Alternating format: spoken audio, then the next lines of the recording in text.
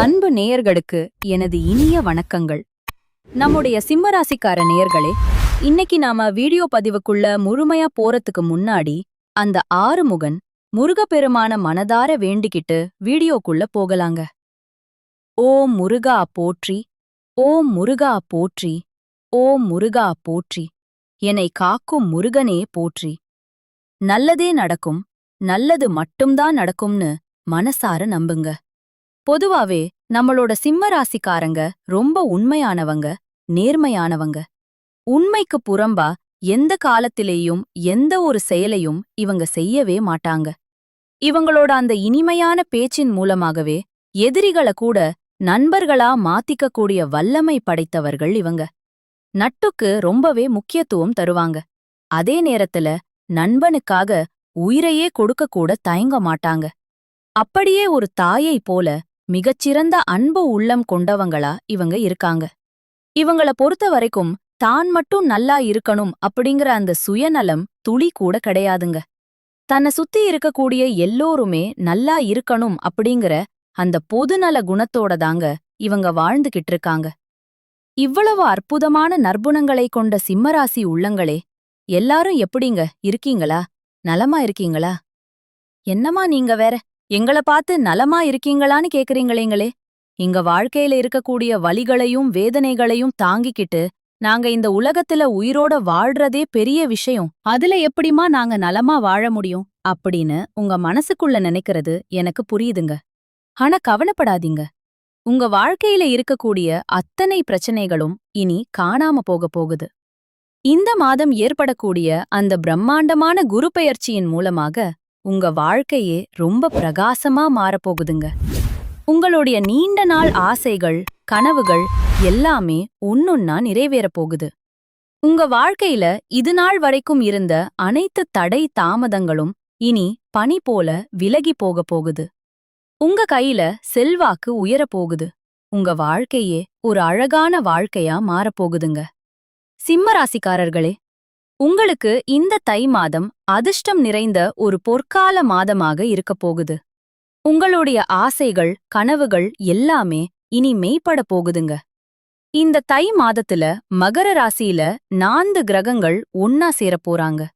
அதுலயும் முக்கியமா செவ்வாய் பகவான் உச்சம் பெறப் போறாருங்க. செவ்வாய் உச்சம் பெறறதுனால சொத்து சுகம், பூமி, சொந்த வீடு, அரசு பதவிகள் போன்ற மிகப்பெரிய யோகங்கள் உங்களை தேடி வரப்போகுது. புதனும் சூரியனும் சேர்ந்து புதாதித்த யோகத்தையும் சுக்கிரனோட வரவையும் உங்க வாழ்க்கையில பலவிதமான நன்மைகளை வாரி வழங்க போகுது. சிம்மராசிக்காரங்க இத்தனை காலமா அஷ்டம சனி மற்றும் 7ஆம் இடத்து ராகுவால சொல்லி மாளாத பல கஷ்டங்களை அனுபவிச்சிருக்கீங்க. அஷ்டம சனிங்கிறது எதை கையில எடுத்தாலும் தடை செய்யறதாவும், ராகு பகவான் எல்லாவற்றின் மீதும் ஒருவிதமான வெறுப்பை ஏற்படுத்துறதாவும் நீங்க மனசு உடைஞ்சு போயிருப்பீங்க. ஆனா அந்த சூழ்நிலைகள் இனி வரக்கூடிய காலங்கள்ல அப்படியே மாறப்போகுதுங்க. உங்களுடைய வாழ்க்கை ரொம்ப அருமையா அமையப் போகுது. 4 மற்றும் 9ஆம் இடங்களுக்குடைய செவ்வாய் பகவான் உச்சம் பெற்று 6ஆம் இடத்துல இருக்கிறதுனால உங்களை எதிர்த்த எதிரிகள் எல்லாம் உங்களை விட்டு தானாவே விலகி போவாங்க. அலுவலகத்துல உங்கள டார்ச்சர் செஞ்சவங்க இனி உங்கள பார்த்தாலே பயந்து ஓடிருவாங்க. உங்க வாழ்க்கையில இனி எல்லாம் நல்லதுதாங்க நடக்கும். இதனால நீங்க தைரியமா வாழ்க்கையில அடுத்த கட்டத்துக்கு முன்னேறலாம். எந்த விமர்சனங்களையும் எதிர்கொள்ளக்கூடிய அந்த மனப்பக்குவம் உங்களுக்குள்ள ஏற்பட போகுது. ஆனா ஒண்ணுங்க, சுக்கிர பகவான் மறைவதால தொழில்ல சில பிரச்சனைகள் வரலாம். கொஞ்சம் ஜாக்கிரதையா இருந்துக்கோங்க. கார், மீடியா, ஆடம்பர பொருட்கள் சம்பந்தப்பட்ட தொழில்கள்ல இருக்கிறவங்களுக்கு மனம் ஒருநிலைப்படாம போகலாம். வேலை செய்யாம லீவு போடலாமா அப்படிங்கிற எண்ணம் அடிக்கடி வந்து வந்து போகும். அதனால வேலை செய்ய வேண்டும், சாதிக்க வேண்டும் என்ற எண்ணத்தை மட்டும் மனசுல ஆழமா வச்சுக்கோங்க. 11க்குரிய புதனும் 3 மற்றும் 10க்குரிய சுக்கிரனும் 6ஆம் இடத்துல மறையறதுனால கம்பெனியை தாண்டி வேற சிந்தனை உங்களுக்கு இருக்கவே கூடாதுங்க. எதுக்கெடுத்தாலும் மேலதிகாரிகள் மற்றும் கம்பெனியோட அனுமதிய சரியா பெறணும். முக்கியமான ரகசியங்கள யார்கிட்டையும் வெளியில சொல்லக்கூடாது. உங்களுக்கும் உங்க வீட்ல இருக்கக்கூடிய பர்சனல் லைஃபையும் வெளி உலகத்துல தயவு செஞ்சு பகிராதீங்க. 7ஆம் இடத்து ராகுவால பழைய உறவுகள் திரும்ப வரதுக்கு அதிக வாய்ப்பு இருக்கு. அதனால சிம்மராசிக்காரங்க ரொம்பவே கவனமா இருந்துக்கணும். வேலைய விட்டுட்டு கொஞ்ச நாள் ரெஸ்ட் எடுக்கலாம் அப்படிங்கிற எண்ணத்தை மட்டும் உங்க கனவுல கூட கொண்டு வந்துராதீங்க. கம்பெனில லீவு கொடுத்தா சந்தோஷம், லீவு இல்லைன்னா முழு கவனத்தையும் வேலையில செலுத்துங்க. இப்போதைக்கு வேலையை தக்க வச்சுக்கிறது தாங்க ரொம்பவும் முக்கியம். செவ்வாய் உச்சம் பெறறதுனால இந்த தை மாதம் மட்டுமல்ல, இந்த வருடம் முழுவதுமே உங்களுக்கு பலவிதமான நன்மைகளும் மன மகிழ்ச்சியும் பேரானந்தமும் கிடைக்கப் போகுது. போட்டித் தேர்வுகள்ல கலந்துக்கிட்டா வெற்றி பெற அதிக வாய்ப்பிருக்கு. உங்களுடைய ஆசைகள் கனவுகள் எல்லாமே நிச்சயமா வெற்றியில தாங்க போய் முடியும்.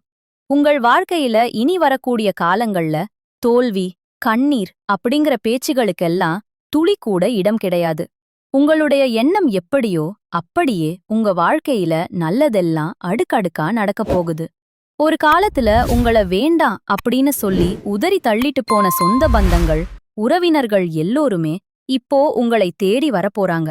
குலதெய்வம் எங்கேயோ இருக்குது, என்னமோ இருக்குது அப்படின்னு நீங்க வருத்தப்பட வேண்டாங்க. நீங்க எங்கிருந்தாலும் ஒரு தீபம் ஏத்தி வச்சு அந்த தீப ஒளியில என் தெய்வங்கள் இருக்கிறாங்க அப்படின்னு மனசார நினைச்சு வழிபாடு செய்யுங்க.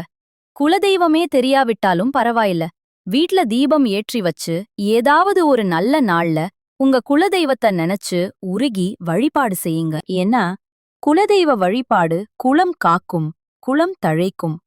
முதல்ல குலதெய்வம், அப்புறம் உங்களுக்கு இஷ்டப்பட்ட தெய்வம், அப்புறம் உங்களுக்கு விருப்பப்பட்ட மற்ற தெய்வங்கள்.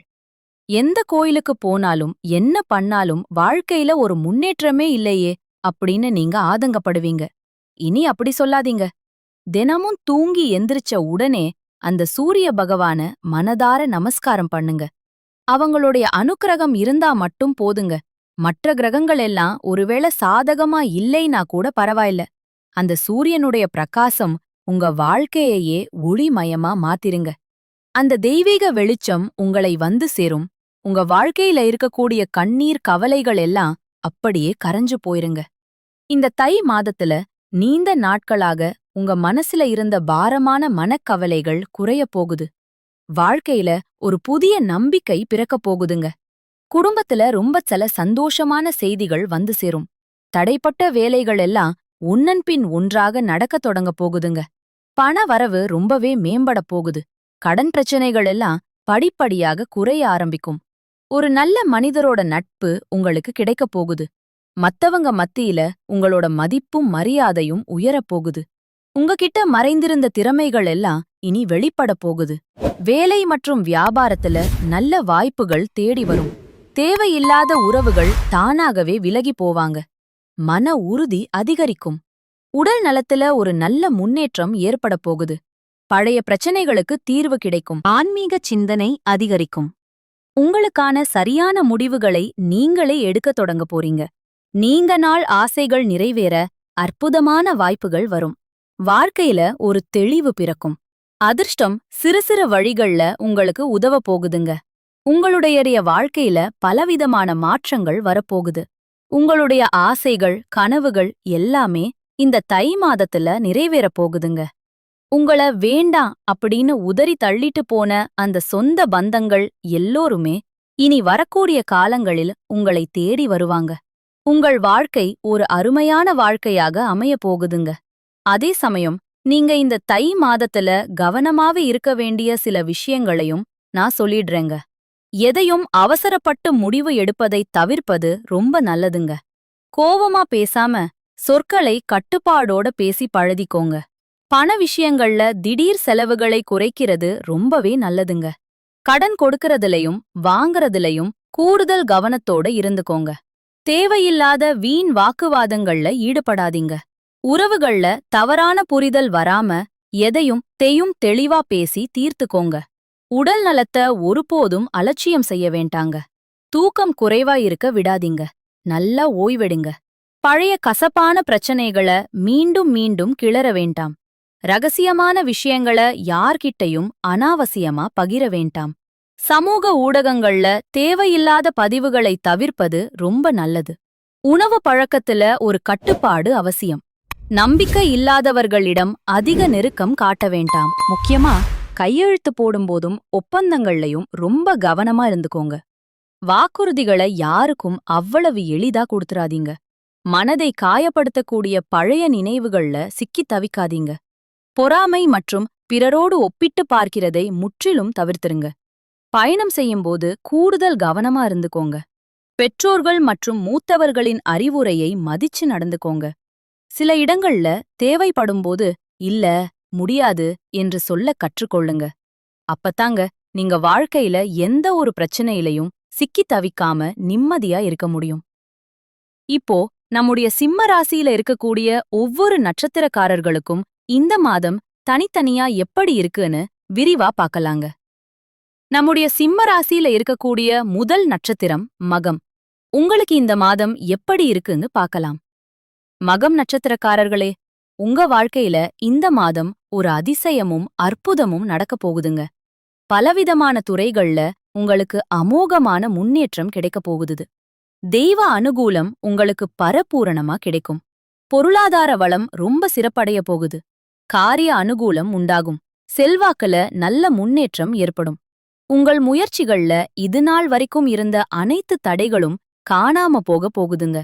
உங்களுடைய குடும்பத்தில இதுநாள் வரைக்கும் இருந்த தீராத பிரச்சனைகளுக்கு ஒரு நல்ல முடிவு கிடைக்கக்கூடிய மாதமா இது அமையும். திருமணம் ஆகாதவர்களுக்கு திருமணத் தடை நீங்கி கெட்டிமேளம் கொட்டப் போகுதுங்க. குழந்தை பாக்கியம் இல்லாதவங்களுக்கு மழலை செல்வம் கிடைக்கப் போகுது. மொத்தத்துல உங்க வாழ்க்கையில இந்த மாதம் உங்களுடைய அத்தனை ஆசைகளும் கனவுகளும் நிறைவேறக்கூடிய ஒரு பொற்கால மாதமா அமையப்போகுது. அடுத்ததாக நம்முடைய சிம்ம ராசியில இருக்கக்கூடிய பூரம் நட்சத்திரம். உங்களுக்கு இந்த மாதம் எப்படி இருக்குன்னு பார்க்கலாம். குடும்பத்தில கணவன் மனைவிக்கு இடையே அன்பு இன்னும் அதிகமா நீடிக்கப் போகுதுங்க. சுப நிகழ்ச்சிகள் உடனடியாக கைகூடி வரும். தெய்வ நம்பிக்கையால நீங்க தொட்ட காரியங்கள் எல்லாமே வெற்றியடையப் போகுது. உங்களுடைய உத்தியோகத்துல உங்களுக்கு பெரிய அளவுல லாபம் கிடைக்கப் போகுதுங்க. நீங்க அரசு வேலை செஞ்சிட்டு இருந்தாலும் சரி, இல்ல தனியார் வேலையில இருந்தாலும் சரி, நீங்க எந்த அளவுக்கு உழைக்கிறீங்களோ அந்த அளவுக்கு உங்களுக்கு பலன் கிடைக்கும். வருமானம் உயரும். உங்க தகுதிக்கு ஏத்த அளவுக்கு சம்பள உயர்வு, பதவி உயர்வு இதெல்லாம் உங்களை தேடி வரும். குடும்பத்தில கணவன் மனைவிக்கு இடையே இருந்த அந்த ஈகோ பிரச்சனைகள் எல்லாம் இனி காணாம போயிரும். கணவன் மனைவி இருவருமே ஒருத்தரை ஒருத்தர் புரிஞ்சுக்கிட்டு ஒற்றுமையான வாழ்க்கையை வாழப்போர் போறீங்க. உங்க கையில பணப்புழக்கம் அதிக அளவுல இருக்க போகுதுங்க. எனக்கு 30 வயசு ஆயிருச்சு, எனக்கு திருமணம் நடக்குமா நடக்காதா அப்படின்னு ஏங்கிட்டு இருக்கிற எல்லாருக்குமே இனி வரக்கூடிய காலங்கள்ல திருமணத் தடை நீங்கி நல்லபடியா கல்யாணம் நடக்கும். அடுத்ததாக நம்முடைய சிம்ம ராசியில் இருக்கக்கூடிய உத்திரம் 1ஆம் பாதம். உங்களுக்கு இந்த மாதம் எப்படி இருக்குன்னு பார்க்கலாம். உத்திரம் நட்சத்திரக்காரர்களே, உங்களுடைய பொறுப்புகளை மத்தவங்க கிட்ட ஒப்படைக்க கூடாதுங்க. உங்க வேலைய நீங்க தாங்க நேர்ல நின்னு செய்யணும். வியாபாரத்துல இதுநாள் வரைக்கும் இருந்த போட்டிகள் எல்லாம் படிப்படியாக குறைய போகுது. நீங்க ஒரு சின்ன பொட்டிக்கடை வச்சிருந்தாலும் சரி, இல்ல ஒரு பெரிய டிபார்ட்மெண்ட் ஸ்டோரே வச்சிருந்தாலும் சரி, நீங்க போடுற உழைப்புக்கு ஏத்த லாபம் கண்டிப்பா உங்களுக்கு கிடைக்குங்க. புதிய தொழில் தொடங்கறதுக்கான ஆர்வம் உங்களுக்குள்ள அதிகரிக்கும். உங்க கையில பணவரவு அதிகரிக்கும். உங்களுடைய தனிப்பட்ட தேவைகளையும் உங்களோட குடும்பத்தின் தேவைகளையும் நீங்க ரொம்ப சிறப்பா பூர்த்தி செய்து கொள்ள போறீங்க. உங்க குடும்பத்துல இதுநாள் வரைக்கும் இருந்த அனைத்து பிரச்சனைகளுக்கும் ஒரு தெளிவான தீர்வு கிடைக்கக்கூடிய மாதமா இது இருக்குதுங்க. திருமணம் ஆகாதவங்களுக்கு திருமணம் நடக்கும். குழந்தை பாக்கியம் இல்லாதவங்களுக்கு குழந்தை பாக்கியம் கிடைக்கும். உங்களுடைய ஆசைகளும் கனவுகளும் முழுமையா நிறைவேறக்கூடிய மாதமாக இந்த தை மாதம் உங்களுக்கு அமையப் போகுது. நல்லதே நடக்கும். நல்லது மட்டும்தான் நடக்கும். நன்றி, வணக்கம்.